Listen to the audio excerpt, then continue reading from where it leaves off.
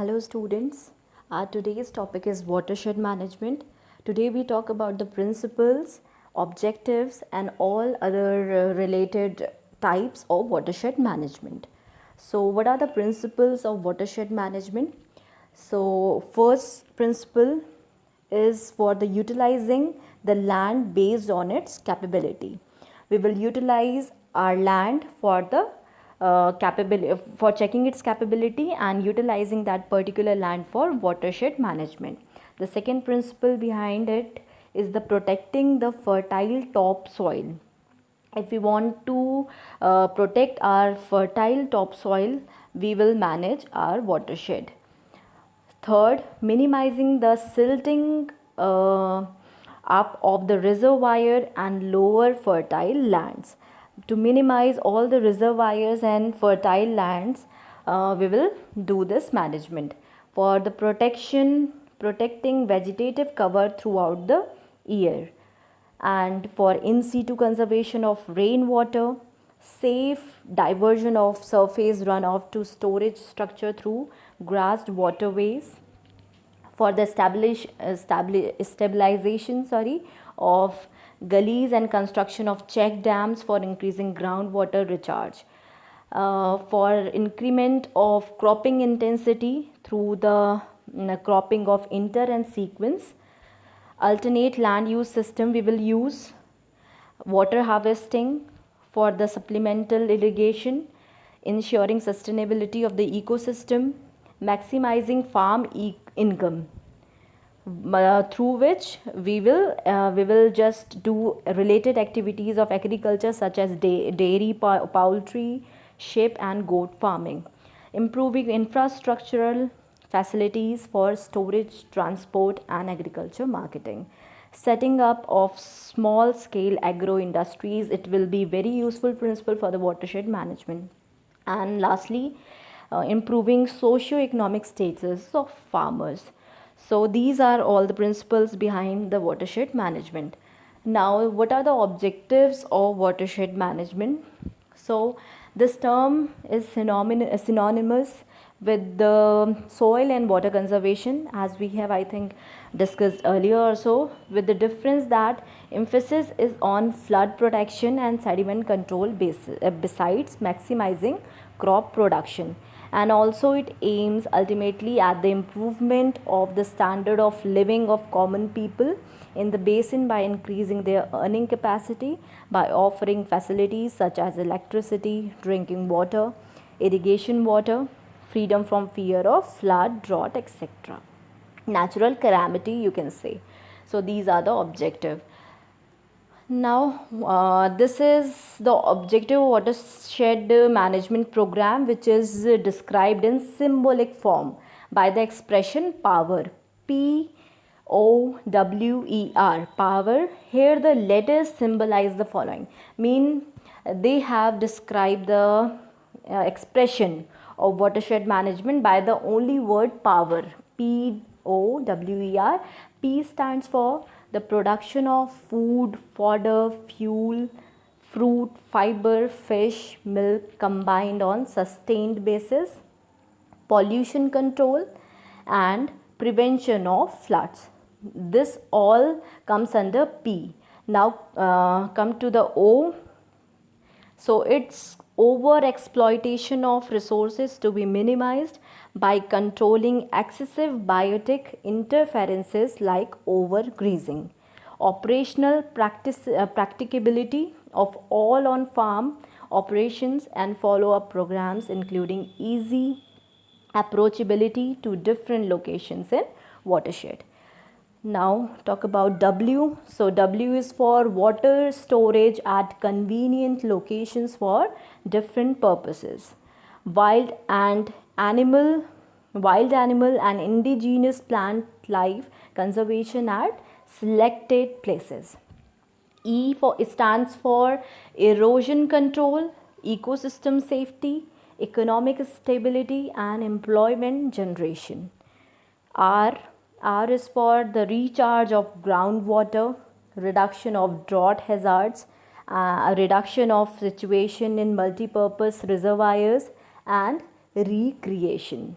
So these all comes under the watershed management objectives, which is symbolized by the word power. Now, what are the action plan we have set up for the development of watershed?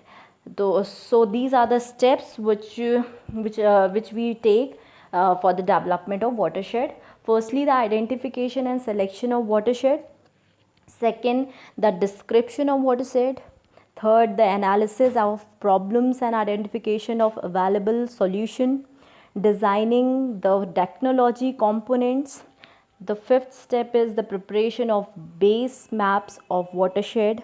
Sixth, cost benefit analysis we have to do. Now after that we have to fix the time frame. Third, after framing the time, we have to monitor and evaluate the field we have taken. Then after that we have to do on-farm research, and last is the organizational requirement.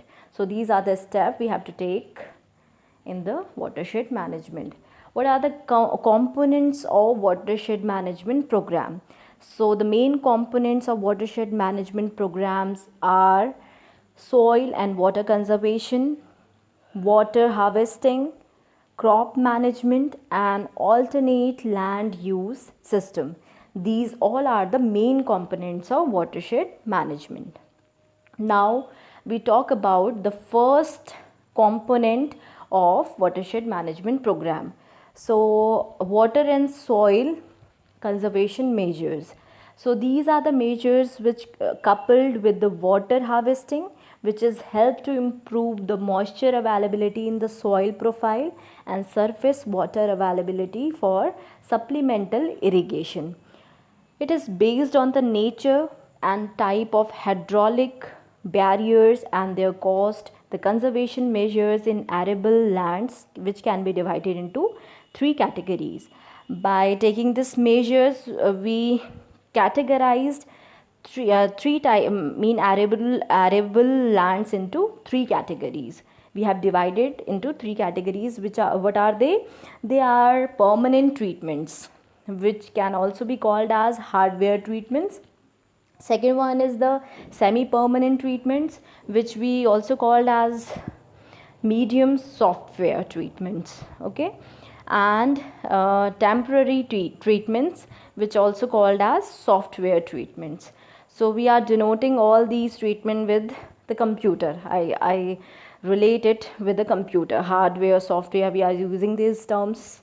So these are the measures which you have to take in watershed management. Now what are the permanent measures? So first is permanent measures. In this we are provided for the improvement of relief, physiography and drainage features of watershed.